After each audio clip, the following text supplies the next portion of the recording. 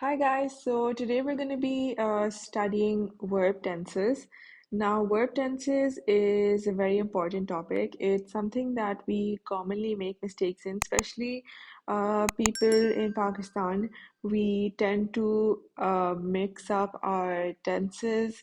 So, today we're going to work on that and we're going to try and not make that mistake again. Now, verb tenses is tested in the form of completing sentences or closed passages. Now, completing sentences means that, there's going to be a sentence there and there's going to be a blank space, and you're going to have to choose the right verb tense to complete the sentence. And closed passage is when you've been given a passage and there are blank spaces in the passage, and you have to fill the spaces with the correct verb tenses by making sense of the passage, whether it's talking about the past tense or the present tense or the future tense.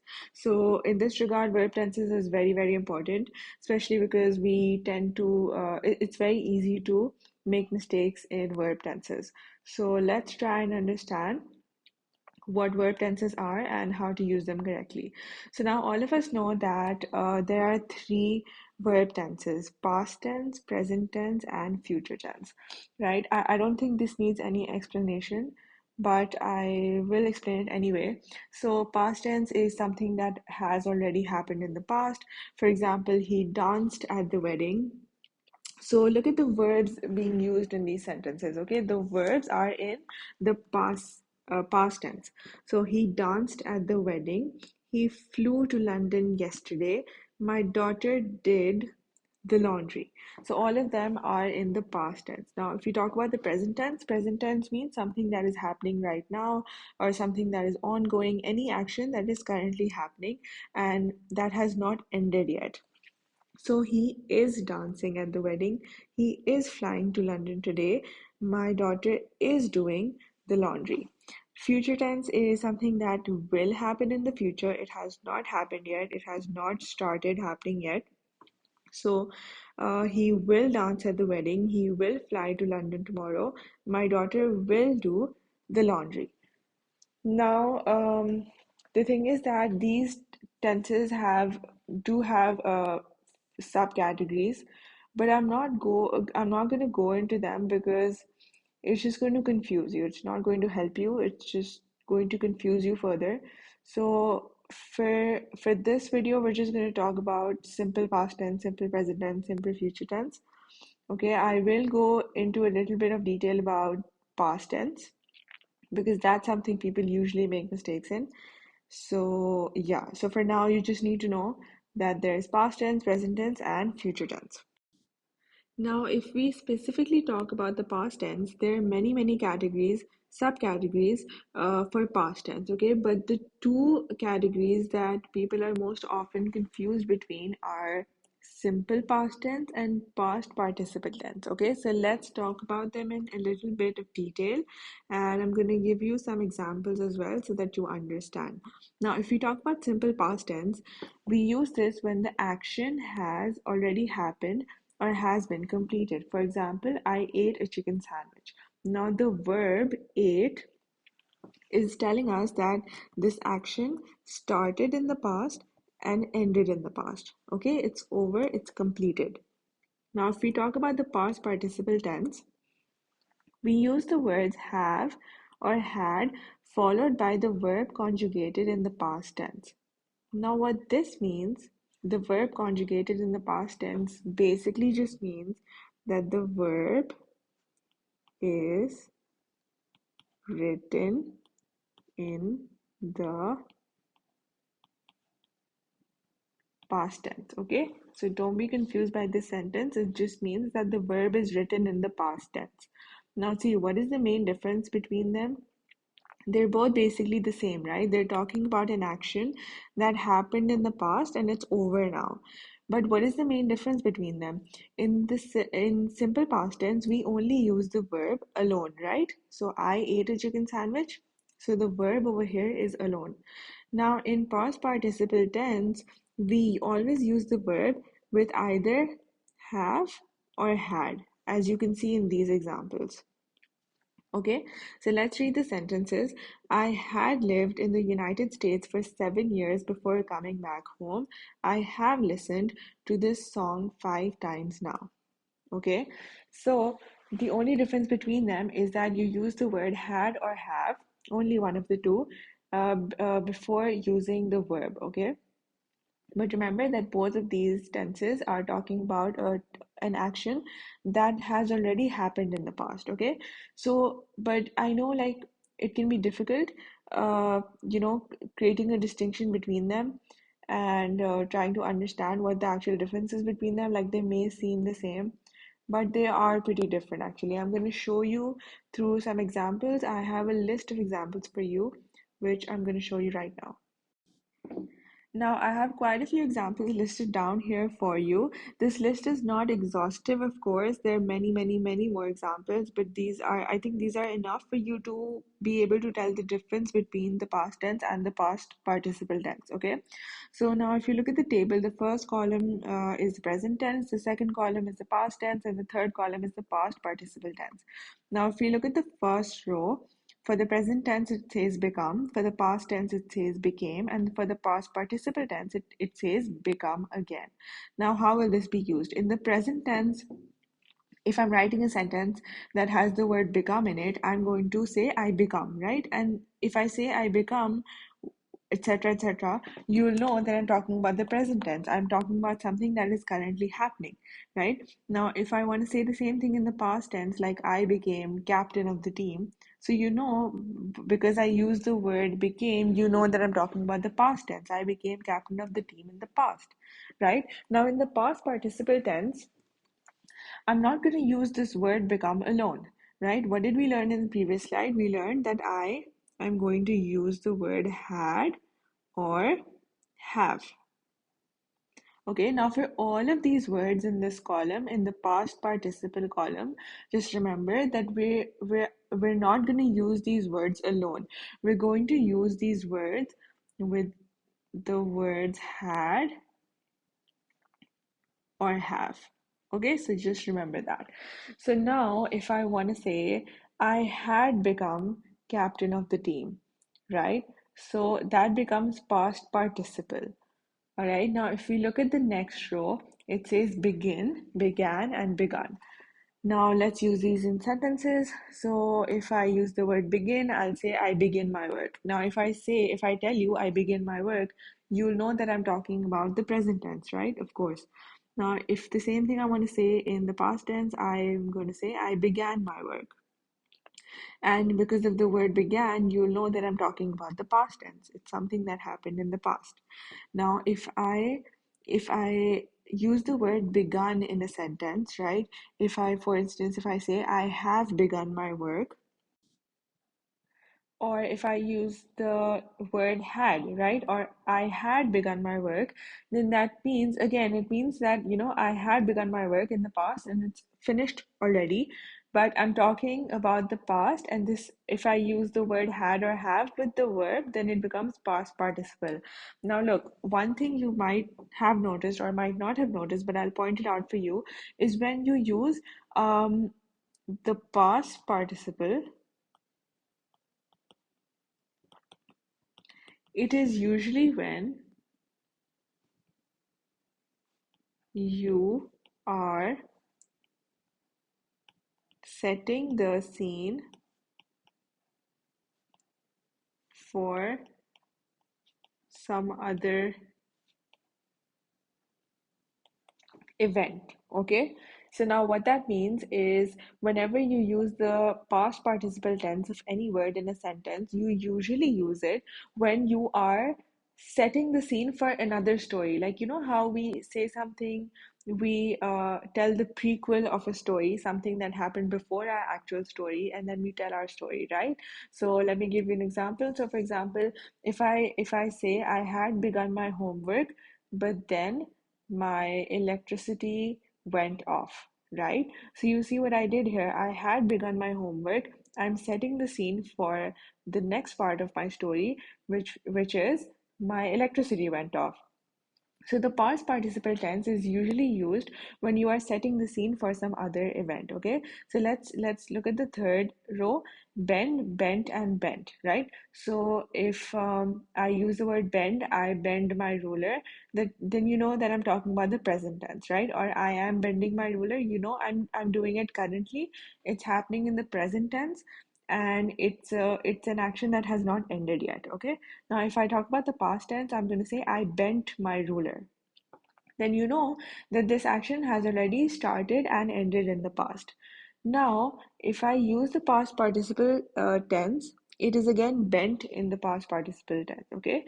Now, if I use it in a sentence, I had bent my ruler, because of course we have to use one of these. So you can either say I have bent my ruler or I had bent my ruler.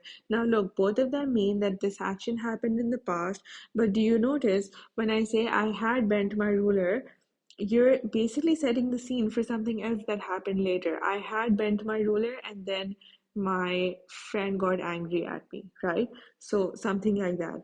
Okay, I hope you guys get me. I hope you guys get what I'm saying. So now if we look at the fourth row, blow is the present tense. The air is blowing, right? So it means that I'm talking about the present tense. In the past tense, it's going to be blue. So the air blew in my face, right? So you know that happened in the past. Now, if I talk about the past participle tense, it's going to be the air had blown in my face, or yeah, you can say the air had blown in my face. Now, again, what are we doing here? The air had blown in my face. You know that the action happened in the past, but you're setting the scene for something else that happened later. Okay.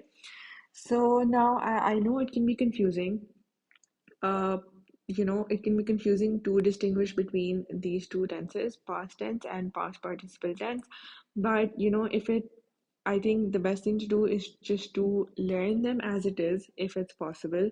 Learn these verbs as it is, the list that I've given to you. And also, the best thing to do is to practice as much as you can. Okay, we will do some examples together, but it's important that you do some questions. In fact, you do a lot of questions on your own as well, because this only comes with practice, right?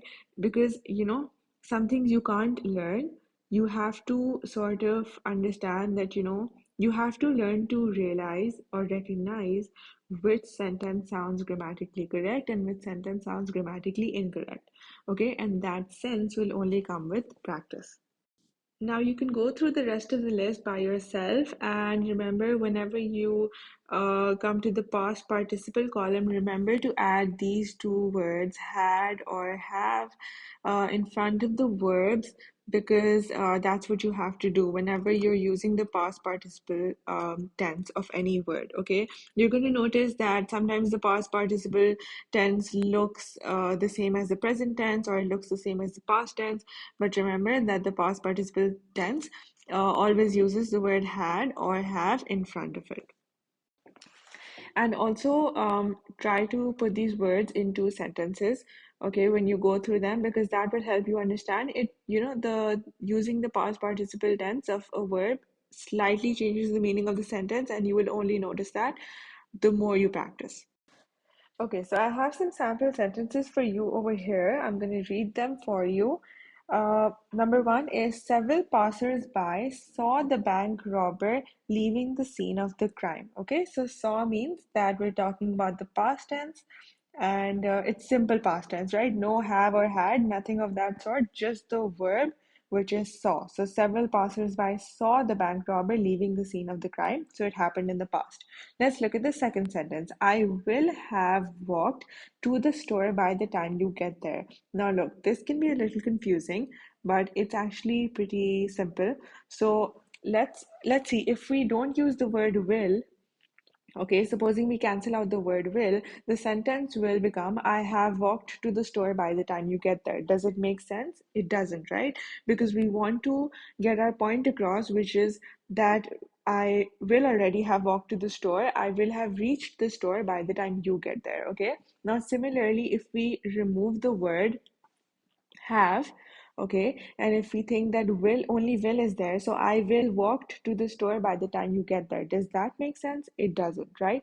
So we need to use both of these words together. I will have walked to the store by the time you get there. And you know what tense this is? This is future tense, right? We're talking about something that is going to happen in the future. It has not happened yet. So I will have walked to the store by the time you get there. Okay, let's look at the third one. He brought pie and saw that she had brought cookies.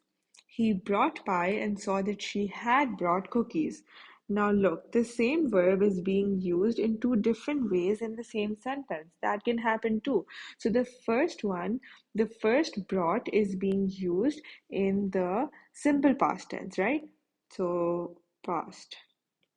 And the second one, the second brought is being used in the past participle tense. And how do we know that? We know that because of the word had over here, right? Had or have, remember that. So he brought pie and saw that she had brought cookies. Now, both of the actions are happening in the past, right? They have already happened in the past and they have ended, but it's just that, they are being used in a different sense, right? So, for example, if I use the second brought without the word had, right? So let's read that. He brought pie and saw that she brought cookies. Now, look, it's getting the message across, but it's not grammatically correct, okay? So you need to use the word had with it. He brought pie and saw that she had brought cookies. Let's look at the fourth one. She fell just where I had already fallen. Okay, so if again, it's the same thing over here. The same verb is being used in two different tenses over here, right? So the word fell is being used in the past tense, and had already fallen is what? Past participle. Okay, she fell just where I had already fallen. Now, both of them are talking about the past, they're talking about an action that has already happened, but they mean slightly different things. I hope you can notice that. I hope you can realize that when you read the sentence. She fell just where I had already fallen, right? So, had already fallen means that happened before, and then she fell, that happened next, right? So that again, remember I told you on the previous slide that whenever you use the past participle tense, you're basically setting the scene for something else that happened later. And do we notice that over here? I think we do, because had already fallen, this happened, this action happened first, one, and this action happened second, right? Do we notice that? And for example, if we look at the third sentence, this one, he brought pie and saw that she had brought cookies. Now, which of these actions happened first? Had brought cookies happened first, right? Because those cookies were already there when this person got there, and this action happened second. So, again, to emphasize, this emphasizes that whenever you use the past participle tense, it is basically setting the scene for something else that happened, okay? So now let's look at the fifth example. She rode 10 miles, but we had ridden 20. Again, the same verb is being used in two different ways over here. The first one is the past tense, and the second one is the past participle tense, okay? So they mean the same thing, but they have slightly they're being used in different senses over here, right? And let's look at the last one. The gloves shrank just as the hat had shrunk. Okay, what do we notice again over here? That this action happened first, this action happened second, right? Again, to emphasize on the fact that whenever we use the past participle tense, we are setting the scene for something that happened after that. Okay, so just remember that and you're good to go. So, verb tenses can be very confusing, especially for people who do not have a good grip over the English language. It's totally understandable. Verb tenses is a difficult topic, it's not easy. So, it's okay if you don't get it right away, it's completely fine.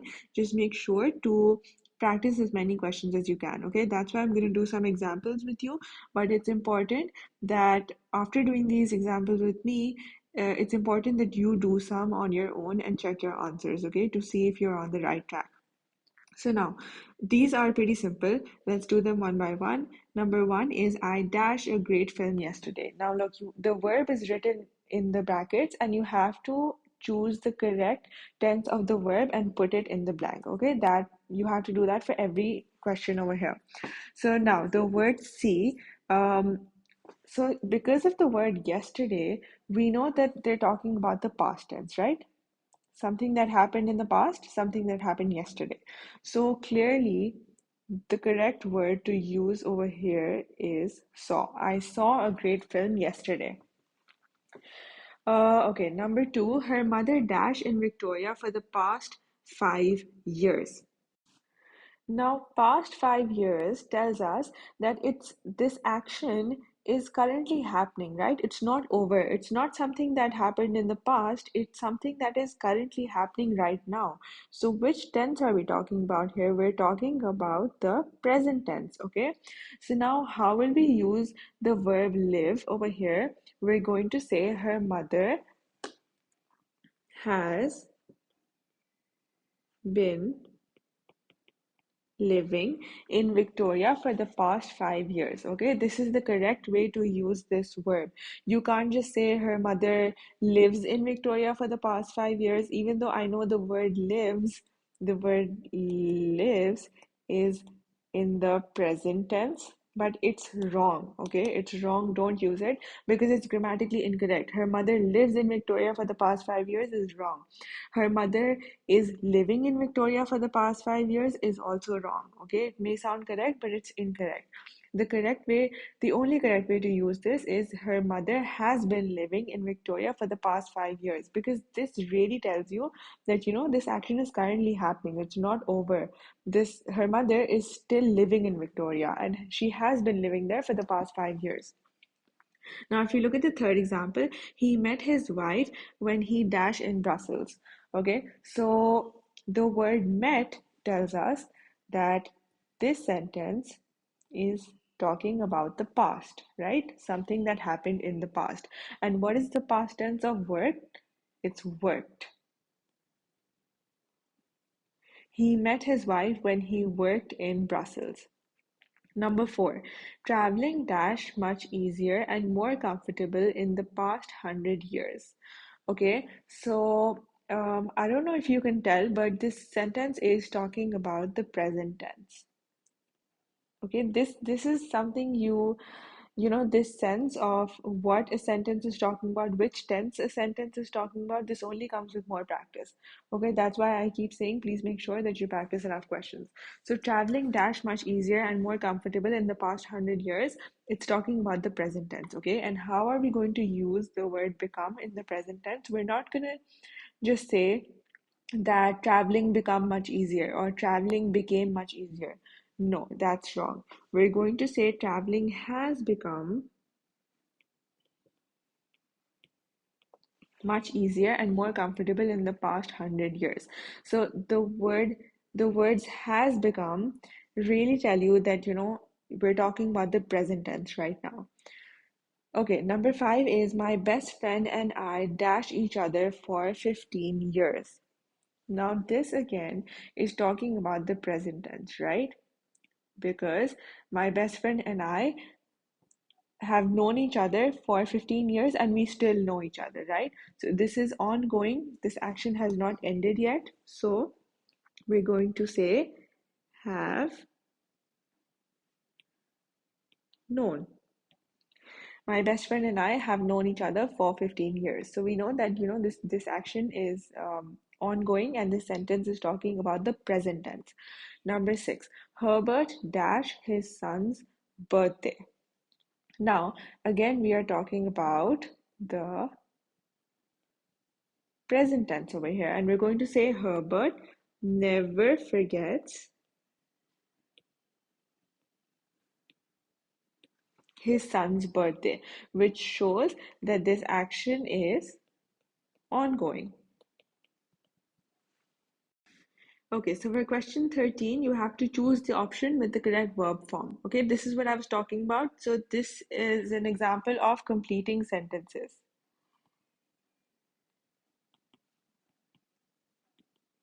Okay, this is just a type of the question that comes in your admission test.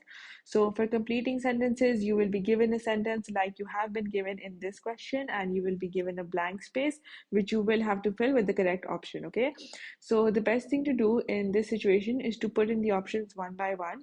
Okay, if you know the answer right away, if you have a good grip over the English language, then you probably will know the answer right away, and that's fine. You can write the answer and move on.